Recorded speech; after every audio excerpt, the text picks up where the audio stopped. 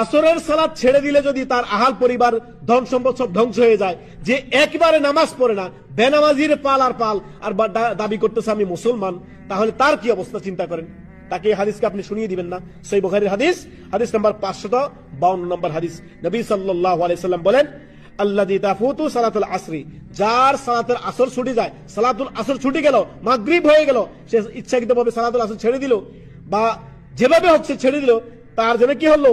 কাআন্নামা উতিরা আহলাহু মালাহু, তার জন্য আহাল পরিবার ধন সম্পদ সব ধ্বংস হয়ে গেল।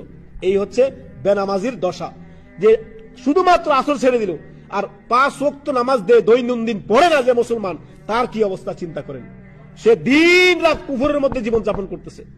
অতএব আমরা ওই সকল বেনামাজিদেরকে বলবো, ওয়াল্লাহি আল্লাহকে ভয় করুন, আল্লাহর দিকে প্রত্যাবর্তন করুন। আজ থেকে, এখন থেকে, এই ওয়াক্ত যে সময়টা আপনার কাছে যাচ্ছে, ওই ওয়াক্ত থেকে তওবা করে সালাত ধরুন, ইনশাআল্লাহ আল্লাহ ক্ষমা করে দিবেন আপনার পূর্বের সমস্ত গুনাহ।